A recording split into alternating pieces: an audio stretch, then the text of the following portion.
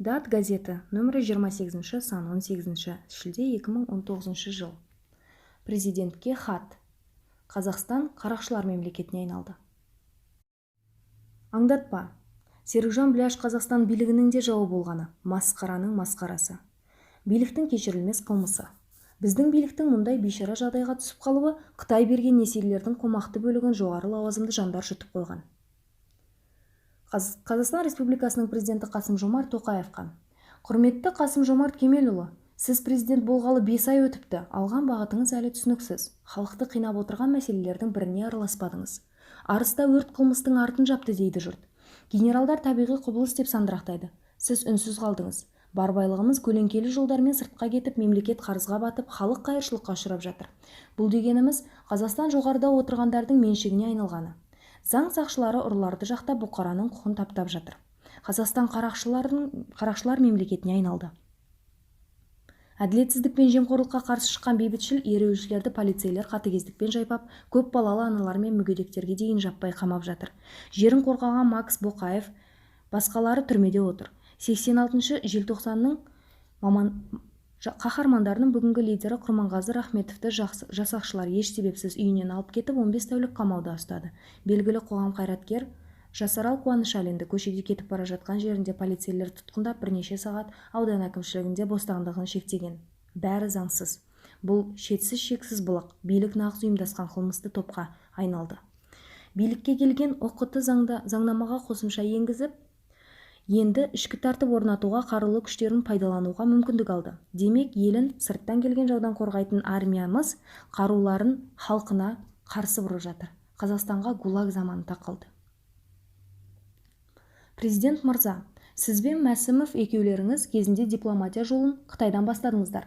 Алып көршіміздің тарихын, әдет-ғұрпын, басқару тәсілдерін жетік білетіндеріңіз байқалады. Азаматтарымызды жаппай қамауға алуларыңыз Қытай мәдениет революциясына ұқсап барады. Ал Қытайдағы Шыңжаң өлкесінде құрылған тәрбие түзету лагерлерінде аз ұлттардың өкілдерін, қазақ, ұйғыр, қырғыз бен өзбектерді жаппай қамауға алып, жандарын қинап, бауыздап, ағзаларын саудалап жатқандарына қарсы шыққан Қазақстан азаматы Серікжан Біләшті қамауға алғандарыңыз Қытайдың геноцид саясатын ашық қолдау деген қылмыс. 4 айға созылған қамаудың себебін тергеуші прокуратура өкілі сот алдында айта алмай былжырап қалды. Оған қарамастан судья тағы бір айға юғамақты созды. Мақсаттары қайтсе де Біләшті түрмеге тығу. Ұятсыздар. Серікжан Біләш Астана қаласының сотына айыпкер емес, айыптаушы ретінде Қазақстанның былыққа батқан, ұлттық намысын жоғалтқан, ар-ожданынан айырылған билікті соттап жатыр десе болады. Серікжанның сотта сөйлеген сөзі келесі сілтемеде. Қытайда орын алған геноцид ақш Европа басылымдарында жарыққа шықты.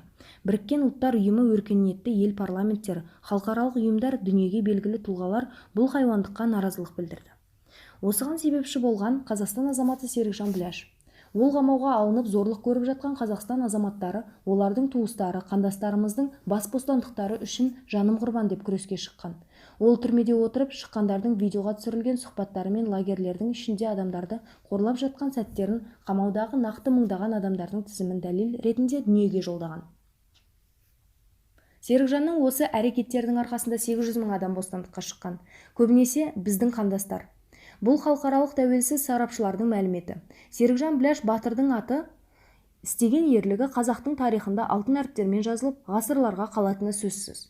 Бұл жігіт ел арасында аңызға айналып көпшіліктің құрметіне бөленіп жатыр. Оны Нобель сыйлығына ұсыну жөнінде пікірлер көбеюде. Ал Серікжан Біләшті Қытай үкіметі өзіне нөмірі бірінші жау етіп белгіледі.